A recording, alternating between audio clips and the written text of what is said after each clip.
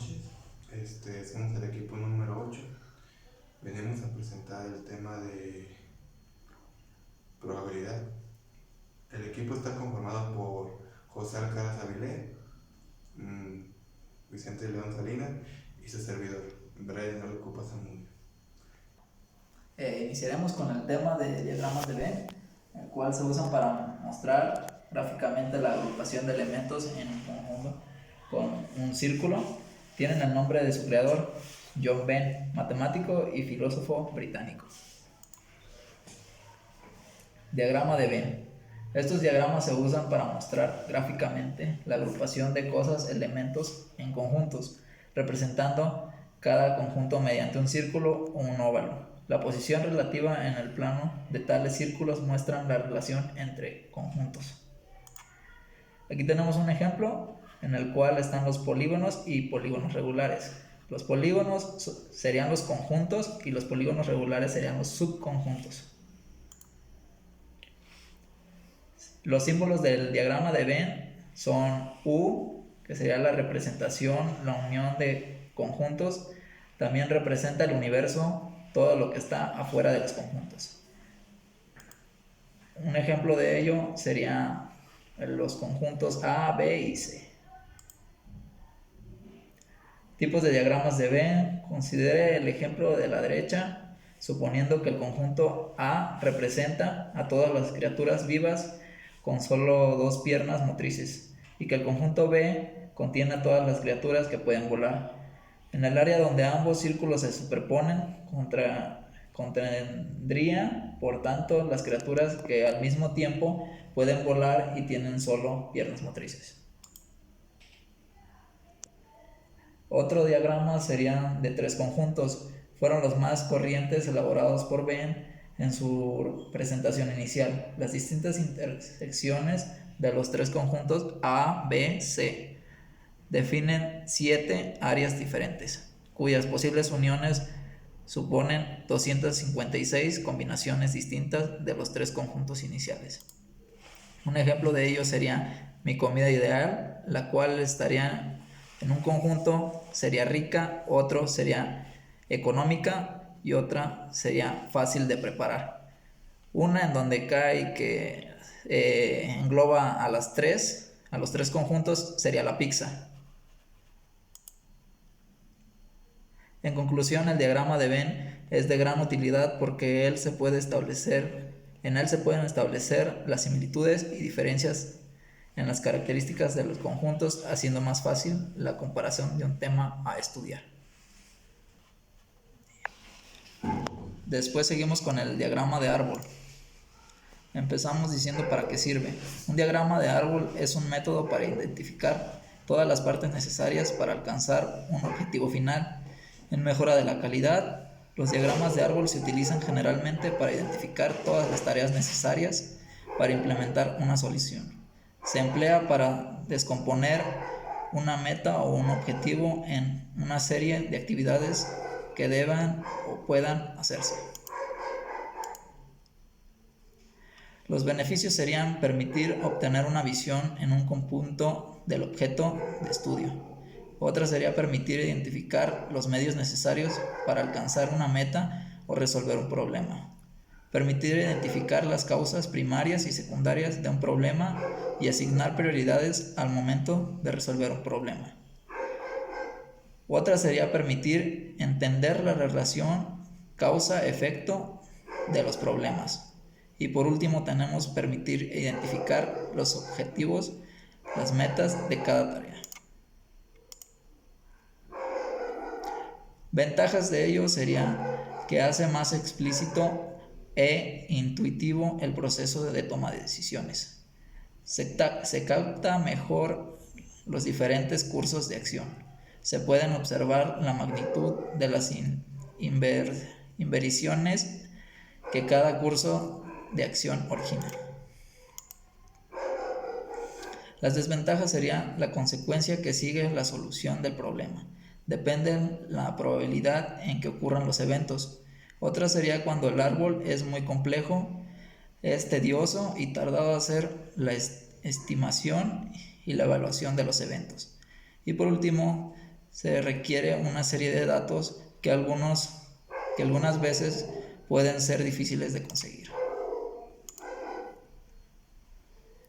Las partes del árbol serían todos los árboles de decisión son parecidos a su estructura y tienen las mismas componentes. Para ser más específicos se requieren los siguientes 4 componentes.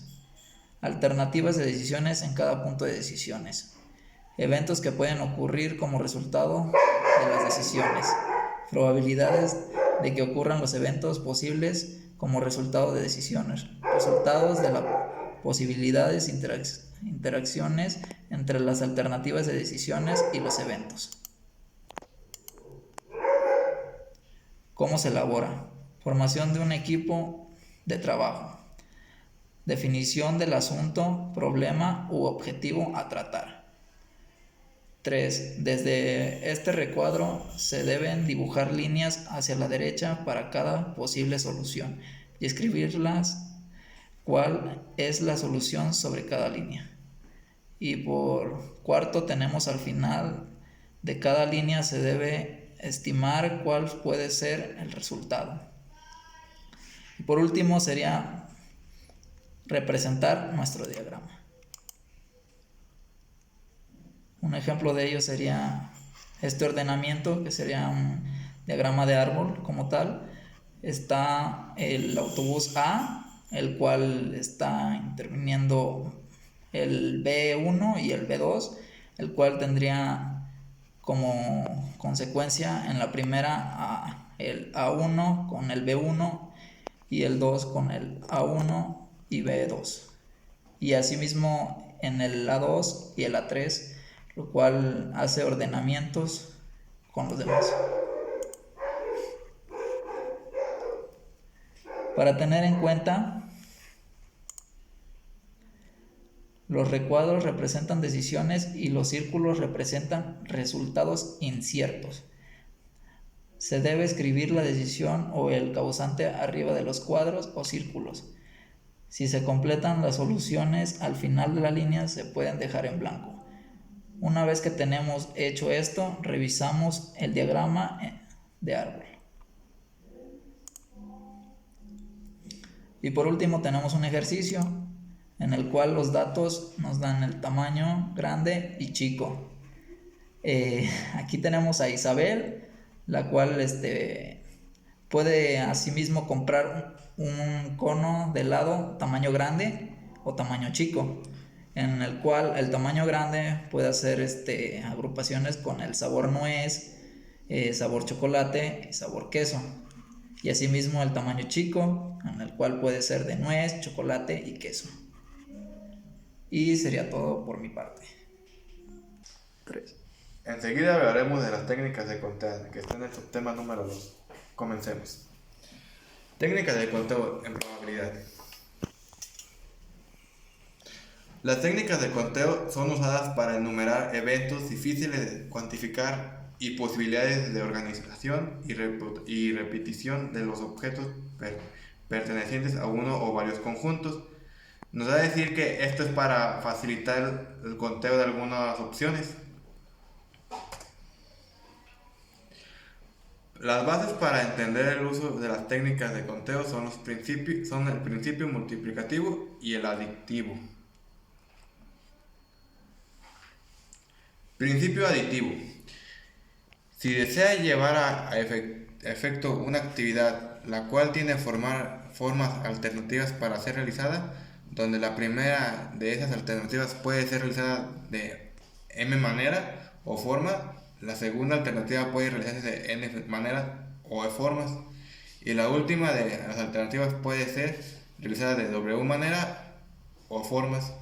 Aquí nos da a entender que podremos realizarlo de una u otra manera, pero igual son las mismas. Y aquí tenemos un ejemplo. Ejemplo: m más n más w manera o formas. Aquí tenemos que es lo mismo. Para viajar de México a Ensenada se puede optar por un avión, autobús o un tren. Existen 3 rutas para el avión, 4 para el autobús y 2 para el tren. ¿Cuántas rutas hay hay para viajar? Pues es sencillo aquí la respuesta, aquí son 9, pero a optar por una de ellas, las otras dos quedan excluidas, por lo tanto es aplicable el principio adictivo. El número de maneras diferentes en que podemos viajar de México a Ensenada son 3 más 4 más 2 igual a 9. Principio multiplicativo. Si una acción puede realizarse de n1 maneras diferentes y una segunda acción puede realizarse de n2 maneras diferentes, entonces ambas acciones pueden realizarse secuencialmente de n1 y n2 maneras diferentes. En conclusión, la secuencia de varias maneras se realiza es el principio multiplicativo. Presentamos un ejemplo. N por N1 por N2 por NR, maneras o formas. Se dispone de 3 vías para viajar de C1 a C2 y de 4 vías para viajar de C2 a C1. ¿De cuántas formas se puede organizar el viaje de idas y vueltas de C1 a C2? La respuesta es, como no podemos multiplicarlo. 3 idas de la C1 a la C2 y 4 de la C2 a la C1 nos da un resultado de 12. Diagrama de árbol. Combinaciones. Es el número de formas de seleccionar R objetos de un grupo o de N objetos sin importar el orden. La formación de las combinaciones es N, CR igual a N. R por N menos R. No importa el orden como hemos mencionado. Es el simple hecho de ordenar grupos o objetos. Ejemplo. En una compañía se quiere establecer un código de colores para identificar cada una de las 42 partes de un producto. Se quiere marcar con 3 colores de un total de 7 de cada una de las partes de tal suerte que cada una tenga una combinación de 3 colores diferentes. ¿Será adecuado este código de colores para identificar las 42 partes del producto? Usando la forma de combinaciones, como hemos mencionado, no importa el orden, simplemente es un reacomodo. NCR es igual a N, igual a 7, igual a 7, igual a 35. R por N menos R, 3, 7 menos 3, 3 y 4. Nos da el mismo resultado, que son 35. Permutaciones. Esto arreglo de elementos en donde nos interesa el lugar o posición que ocupa cada uno de los elementos que contribuyen dicho arreglo. Los arreglos A, B, C y B y A, C son permutaciones diferentes. La fórmula que se utiliza para controlar el número total de permutaciones distintas es N. PR es igual a N por N menos R. Mencionamos un ejemplo. Como puede designar 4 primeros lugares de un concurso donde existen 15 participantes, aplicamos nuestra fórmula. NPR es igual a N por N menos R igual a 15, que son los participantes. Ponemos el orden de los 15 participantes: 15, 14, 13, 12, 11, 10, etc. Y ponemos 15 menos 4, que es lo que queremos los lugares. Entonces nos da a indicar que N, número total de objetos, R es el número de objetos seleccionados, factorial, producto de los números naturales entre 1 y N. Gracias. Aquí tendremos una fórmula más visual de lo que es las permutaciones y un ejemplo a continuación. Ejemplo. Consideremos 4 equipos de fútbol A, B, C y D, finalistas de un torneo. Ese es el ejemplo. Ejemplo de permutación. ¿De cuántas maneras pueden quedar asignados los títulos de campeón y subcampeón? Combinación. Una combinación es un arreglo de elementos en donde no nos interesa el lugar o posición que ocupan los mismos dentro del arreglo. En una combinación nos interesa formar grupos y contenidos de los mismos. Aquí tendremos una fórmula más visual de la combinación. CR es igual a n factorial entre n menos r por r factorial. Ejemplo de combinación. ¿Cuáles son los posibles partidos para definir los títulos de campeón y subcampeón? Hemos mencionado en diapositivas anteriores que no nos importa la posición o el lugar, simplemente es organizar y ver las posibilidades de resultados.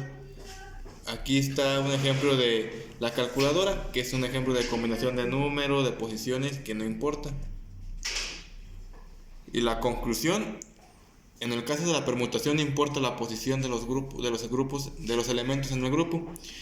En la combinación interesa la presencia de los elementos en el que el grupo está formado, no interesa la posición, como en la permutación.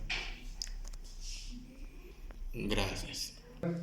Pues continuando con tu exposición, sigue el tema de probabilidades, que son 6 subtemas más. Empecemos. La probabilidad simple es la probabilidad que hay que ocurra algún evento determinado. Siempre debe ser un número menor o igual a 1, excepto cuando lo expreses en un porcentaje. Probabilidad simple es igual a la cantidad de formas en que un resultado específico va a suceder entre la cantidad total de posibles resultados.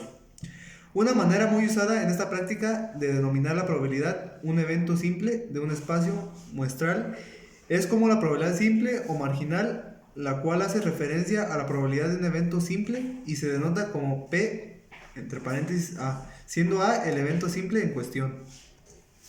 Aquí tenemos un ejemplo, que es un recipiente con 5 pelotas verdes, 2 azules, 3 rojas, y obtengamos una roja es de 3.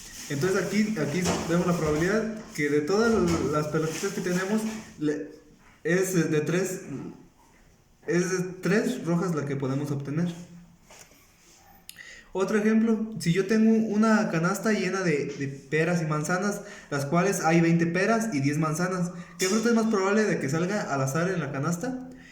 Para este ejemplo tenemos que es 30 en total de frutas de la canasta, es decir, los casos posibles para calcular la probabilidad de sacar una manzana. Mis casos favorables son 10, puesto que existen solo 10 manzanas. Así, aplicando la fórmula, obtenemos que P, y como nuestra es la manzana, queda 10 entre 30, que es la cantidad total, queda un tercio, que es el 33.3% de probabilidad que obtengamos una manzana.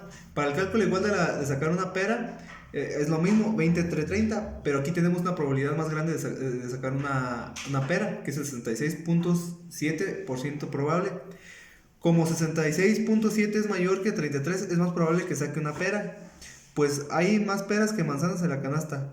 La probabilidad de lanzar este es otro ejemplo. La probabilidad de que salga un número 2 en un dado, pues sabemos que tiene 6 caras. Por el 2 es solo un número de 6 que hay en total. La probabilidad compuesta es otro tipo de probabilidad. La probabilidad compuesta, otra regla de multiplicación o probabilidad, se deriva de la probabilidad condicionada. La probabilidad de que se den simultáneamente dos sucesos de intersección de A y B, es igual a la probabilidad a priori de sucesos A multiplicado por la probabilidad de sucesos B condicional al cumplimiento del suceso A. Esta es la fórmula que tenemos para calcular la probabilidad compuesta. Y aplicando un ejemplo, podría ser, estudiemos el suceso A, porcentaje de varones mayores de 40 años casados, y el suceso B, varones mayores de 40 años con más de 2 hijos, y obtengamos la siguiente información. Un 35% de los varones mayores de 40 años están casados. De los varones mayores de 40 años y casados, un 30% tienen más de 2 hijos. Calcular la probabilidad de que un varón mayor de 40 años esté casado y tenga 2 hijos. Por lo tanto, la probabilidad de A es igual a 0.35, probabilidad de B entre A es 0.30 y probabilidad de A, L y B 0.30 por 0.30 obtenemos un valor de 0.105, es decir, un 10.5% de varones mayores de 40 están casados y tienen más de 2 hijos. Probabilidad condicional y teorema de Bayes. El teorema de Bayes en la teoría de la probabilidad es una proporción planteada por el matemático inglés Thomas Bayes y publicada póstumamente en 1763, que expresa la probabilidad condicional de un evento aleatorio dado B en términos de distribución y probabilidad condicional del evento B dado A y la distribución de probabilidad marginal de solo A.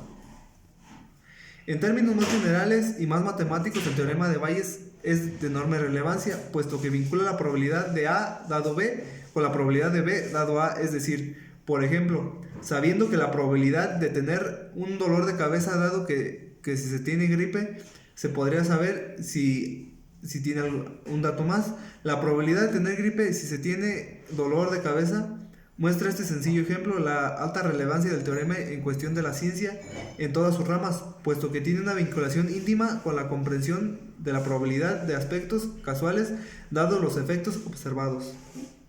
Esta es la fórmula para la probabilidad condicional y nuestro teorema de Bayes, que son similares. Un ejemplo del teorema de Bayes: una empresa tiene una fábrica en Estados Unidos que dispone de 3 máquinas A, B y C que producen envases para botellas de agua. Saben que la máquina produce un 40% de la cantidad total, la máquina B un 30% y la máquina C un 30%. También se sabe que cada máquina produce envases defectuosos de tal manera que la máquina A produce 2% de envases defectuosos sobre el total de la producción, la máquina B un 3% y la máquina C un 5%. Dicho esto, planteamos dos condiciones. PA 0.40, PD entre A 0.02, PB es igual a 0.30 y PD entre B 0.3. PC es igual a 0.30 entre la probabilidad de D entre C, que es a 0.5. Si un envase ha sido fabricado por la fábrica de esta empresa en Estados Unidos, ¿cuál es la probabilidad de que el efecto sea defectuoso? Se calcula la probabilidad total, ya que a partir de los diferentes sucesos calculamos la probabilidad de que sea defectuoso. Aplicamos la fórmula que había mencionado anteriormente y expresado este porcentaje diríamos que la probabilidad de que un envase fabricado por la fábrica de empresa de Estados Unidos sea defectuoso es del 3.2%. Siguiendo con otro tema es la distribución binomial. En estadística, la distribución binomial o distribución binómica es una distribución de probabilidad discreta que cuenta el número de éxitos en una secuencia de n número de ensayos de Bernoulli independientes entre sí, con una probabilidad física p de ocurrencia de éxito entre los ensayos. Un experimento de Bernoulli se caracteriza por ser dicotómico, esto es, solo dos resultados son posibles. A uno de estos se les denomina éxito y tienen la probabilidad de ocurrencia p y al otro fracaso con una probabilidad que q es igual a 1 menos p. En la distribución binomial, al anterior experimento se repiten n número de veces de forma independiente y se trata de calcular la probabilidad de un determinado número de éxitos para n igual a 1. La binomial se convierte de hecho en una distribución de Bernoulli. Para representar que una variable aleatoria x sigue con una distribución binomial de parámetros p y se escribe x menos b np. La distribución binomial es la base del test binomial de significación estadística. Algunos ejemplos: las siguientes situaciones son ejemplos de experimentos que pueden modelizarse por esta distribución. Se lanza un dado 5 veces y se cuenta el número y de 3 obtenidos, entonces x, b es 1 entre 16. Se responde al azar un examen de 10 preguntas, con cada una con 4 opciones de respuestas y solo una de ellas es correcta. La variable aleatoria de x es igual al número de preguntas correctamente contestadas. Tiene una distribución de x menos 10 entre 1 entre 4. Siguiendo, otro tipo de distribución es la distribución normal. En estadística la probabilidad se llama distribución normal de Gauss, distribución gaussiana o distribución de Leiber-Gauss. A una de las distribuciones de probabilidad de variable continua que con más frecuencia aparece en estadística y en la teoría de posibilidades. Algunos ejemplos: variables asociadas al fenómeno naturales que siguen el modelo de la normal son caracteres morfológicos de individuos como la estatura, caracteres fisiológicos como el fármaco, caracteres sociológicos como el consumo de ciertos productos por un mismo grupo de individuos, caracteres psicológicos con el cociente intelectual, nivel de ruido en telecomunicaciones, errores cometidos a medir ciertas magnitudes.